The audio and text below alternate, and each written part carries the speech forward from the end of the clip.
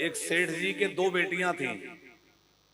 सेठ जी बड़े साधु सेवी संत सेवा करने वाले थे। तो बाबूजी वो सेठ जी के यहाँ एक संत पधारे, और संत जो है उनके पास डिबिया में छोटे से सालिग्राम जी थे।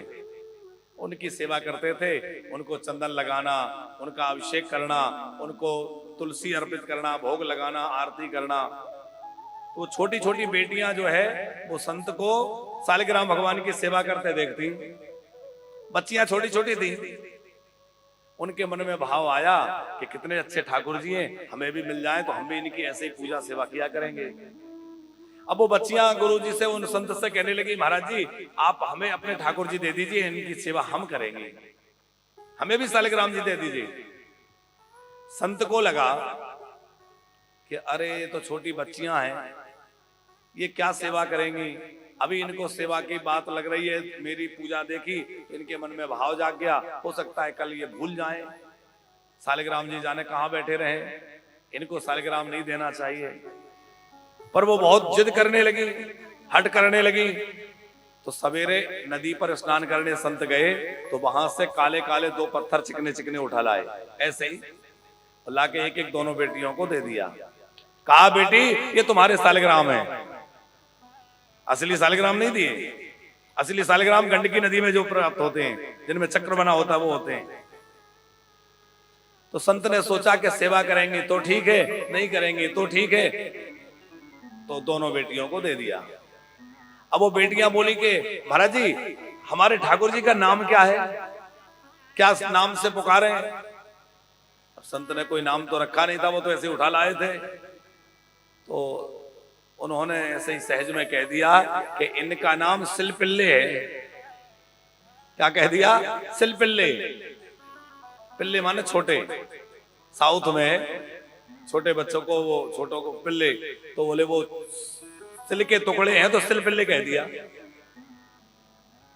अब वो बेटियां बड़े भाव से उनकी पूजा करती, खूब उनका अभिषेक करती, चंदन लगाती, तुलसी चढ़ाती, जैसे संत को देखा था वैसे ही भाव से सेवा करती। सेवा करते करते समय बीत गया, संत तो चले गए थे। बहुत दिनों बाद एक दिन क्या हुआ कि सेठ जी के घर में चोरी हुई, और चोरी के समय सामान तो चोरी गया सो गया, जिस डब्बी में सालिग्राम जी रखे थे सामान के साथ वो डब्बी भी चोरी हो गई। अब सब लोग तो सामान के लिए ढूंढ रहे थे, रो रहे थे, और वो बेटी अपने सालिग्राम जी के लिए रो रही थी, मेरे सालिग्राम चले गए, मेरे ठाकुर जी चले गए। पता लगा कि चोरी किसी और ने नहीं करवाई, सेठ जी के छोटे भाई ने ही करवाई है।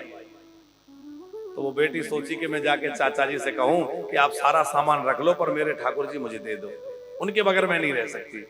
चाचा जी से जाके कहा, चाचा जी आप कुछ भी मत दो, पर मुझे मेरे ठाकुर जी दे दो, मैं उनके बिना नहीं रह सकती।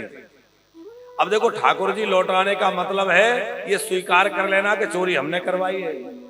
ठाकुर जी जिसके घर निकलेंगे मतलब यही चोर है, तो कैसे स्वीकार करता?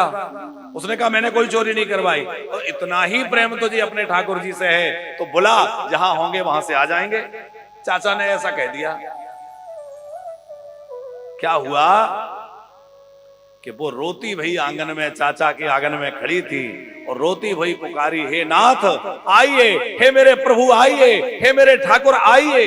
तो जब बार बार उसने इस तरह पुकारा, तो ठाकुर जी डिबिया के सहित वो चाचा के घर से अंदर से डिबिया चल के उड़ के आ गई, और आके उसके गोद में बैठ गए ठाकुर जी। सब लोग आश्चर्यचकित हो गए, जय जयकार करने लगे, धन्य है देवी तेरा भाग्य, और धन्य है तेरी भक्ति कि भगवान चल के आ गए। ये कलयुग की सत्य घटना है।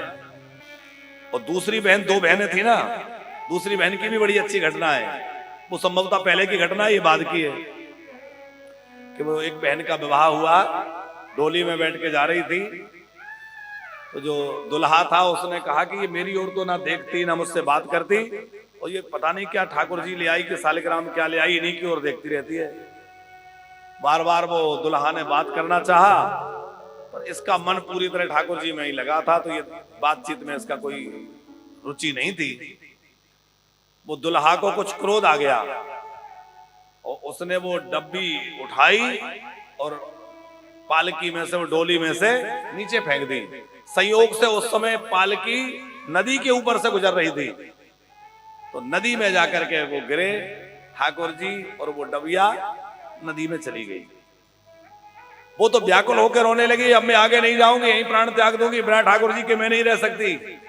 बहुत रोई, और जब वो रोने लग गई तो उसके पति ने उलाहना देते हुए कहा कि इतना ही प्रेम तुझे तेरे भगवान से है तो बुला, जहां है वहां से निकल आएंगे।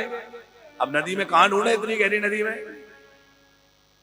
उस देवी ने रोते रोते कन्या ने कहा, मेरे प्रभु, हे मेरे सिलपिल्ले नाथ, यदि आप मुझसे प्रेम करते हैं और आज तक मैंने आपकी सच्चे मन से सेवा की है और मेरी भक्ति सच्ची है, तो प्रभु आप निकल के मेरे पास आ जाइए। और भगवान जो है उस सिंहासन के सहित डुबिया के सहित निकल कर आए और उसके सीने से लग गए। ऐसी रैदासी के जीवन की घटना आपने सुनी होगी। रैदासी का जब भक्ति का प्रभाव बहुत बढ़ने लगा बाबूजी, तो काशी में रैदासी रहते थे उन दिनों।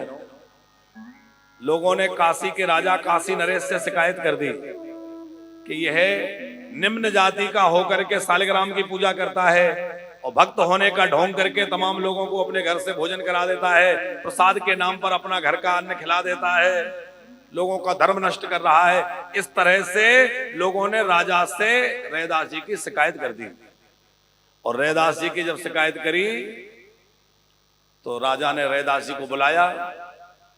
रैदासी आए, राजा से कहा, आज्ञा। बोले, हमने सुना है कि तुम पाखंड फैला रहे हो। इन्होंने कहा, नहीं, मैंने तो कोई पाखंड नहीं फैलाया, तुम ठाकुर जी की पूजा करते हो, तुम्हें अधिकार नहीं है। उन्होंने कहा, देखो, भगवान मेरी पूजा स्वीकार करते हैं तो मैं करता हूं, तो इसका क्या प्रमाण है कि भगवान तुम्हारी पूजा स्वीकार करते हैं? बोले, राजन, आपको जैसे भरोसा हो आप वैसा कर लीजिए। तो राजा ने क्या किया, काशी नरेश ने, कि एक सिंहासन पर सालिग्राम जी को बिठाया और कहा कि पहले काशी के विद्वान ब्राह्मण वेद मंत्र पढ़ेंगे और फिर रैदास अपनी स्तुति करेगा। अब देखना यह है कि वेद मंत्रों के पाठ से ये सालिग्राम जी उठकर ब्राह्मणों के पास जाते हैं कि रैदास की स्तुति सुनकर रैदास के पास जाते हैं। ब्राह्मणों ने आसन बिछाया, किसी ने मृग चर्म, किसी ने कुशासन, और सब लगा करके आचमन प्राणायाम करके शिखा बांध करके और वेद मंत्र पढ़ने बैठ गए, सस्वर वेद पाठ करने लग गए।